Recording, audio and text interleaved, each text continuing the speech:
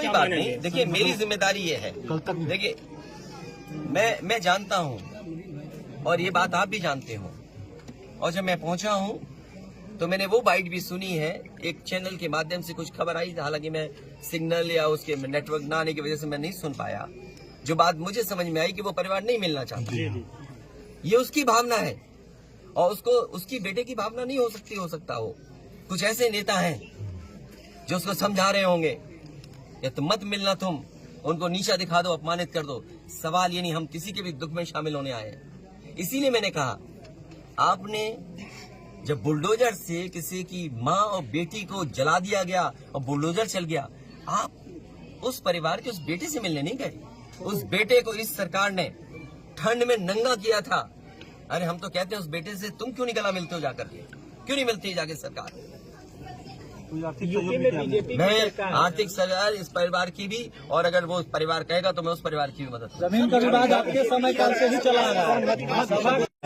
और जो अगर आप साथ लड़ते चुनाव तो फायदा होता दोनों लोगों को, कांग्रेस और कांग्रेस ने मध्य प्रदेश में। पत्रकार भाइयों, उन्हें ऐसे सवाल मत पूछो जिनका जवाब हमें भी देना पड़े।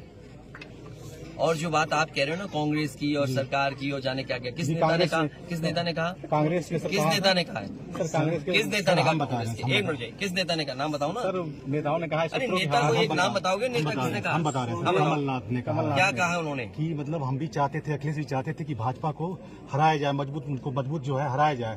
लेकिन आप अगर कमलनाथ जी ने ये कहा है तो कमलनाथ जी पूरी बात कहें। और जब बीजेपी को हराना है तो चाहे वो कांग्रेस हो चाहे समाजवादी पार्टी, उसको झूठ नहीं बोलना चाहिए। मतलब वहाँ पे सर सूची जारी कर दिया।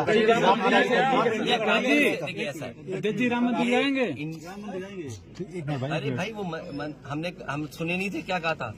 हम भी अपने मंदिर बना रहे हैं, हमारे मंदिर में क्या तो सर जो हमसे सवाल पूछ रहा है नाम बता दे देना।